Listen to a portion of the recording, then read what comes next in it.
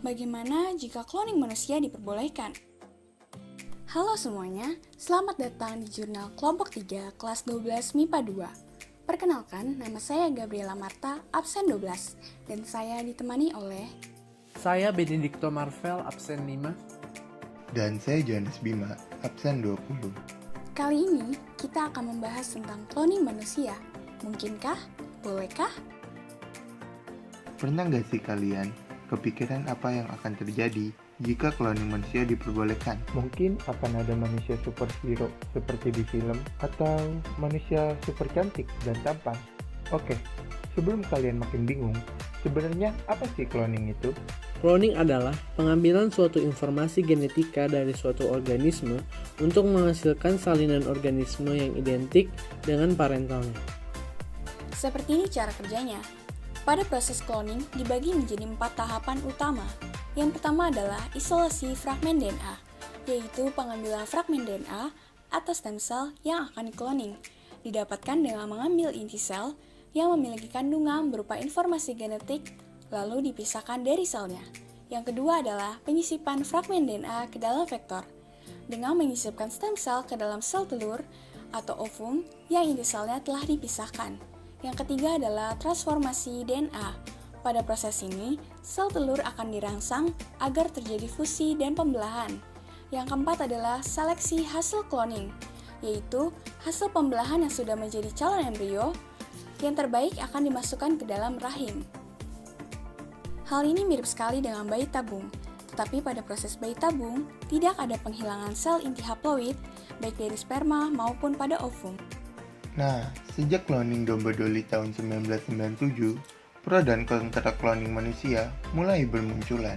Hingga pada tahun 2008, UNESCO menyelidiki, ditemukan bahwa 70 negara sudah melarang cloning pada manusia. Di Indonesia, cloning manusia sangat bertentangan dengan nilai-nilai yang terkandung dalam Pancasila. Keserakahan manusia dalam kemajuan teknologi ini dapat berdampak besar pada kehidupan manusia, yaitu melanggar norma agama, melanggar HAM, dan dapat menimbulkan perpecahan akibat kekuasaan suatu golongan saja. Tidak hanya dampak negatifnya, cloning juga mempunyai manfaat, yaitu dapat menjadi cara alternatif untuk mendapatkan keturunan. Keturunan yang dihasilkan, keturunan yang sehat tanpa penyakit bawaan, dan masih banyak lagi.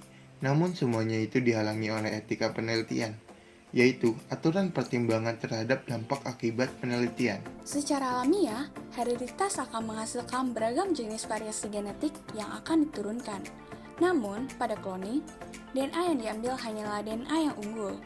Materi genetik hasil cloning sepenuhnya membawa ciri dari sumber sel yang intinya dimasukkan ke sel telur, maka akan mengganggu variasi populasi manusia dan bisa membuat keturunannya mengalami kecacatan, bahkan kematian, akibat dari kurangnya variasi genetik tersebut, sama halnya seperti perkawinan sedara.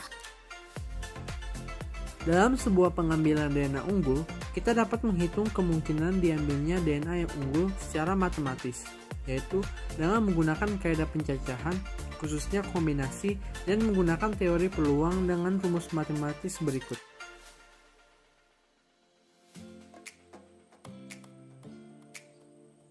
Berikut contohnya. Dalam sebuah percobaan cloning, seorang profesor memasukkan stem cell ke dalam sebuah ovum yang inti selnya telah dihilangkan. Setelah terjadi fusi dan pembelahan, didapatkan 80% DNA unggul. Namun, dalam percobaan, profesor sedang terburu-buru, maka hanya sempat mengambil sebanyak 4 kali. Tentukan banyaknya peluang diambilnya DNA unggul untuk keempat DNA yang akan digunakan.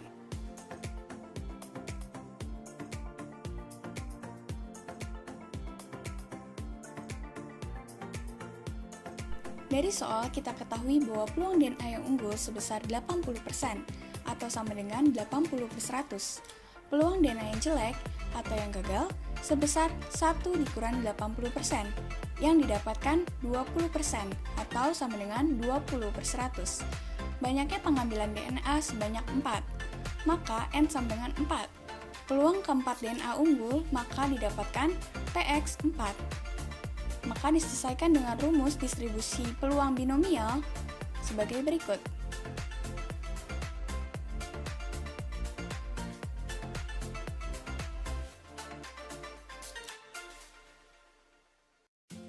dan didapatkan dengan hasil 0,4096 atau sama dengan 40,96%.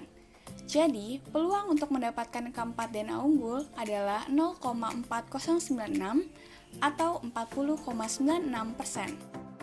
Ternyata, dari perkembangan iptek, khususnya bioteknologi cloning, mempunyai dampak yang sangat besar bagi kehidupan kita di masa yang akan datang.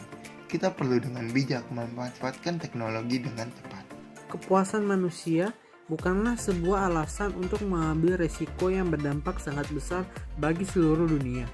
Kita patut bersyukur dengan apa yang Tuhan berikan, baik kelebihan maupun kekurangannya. Sekian dari kami, sampai jumpa.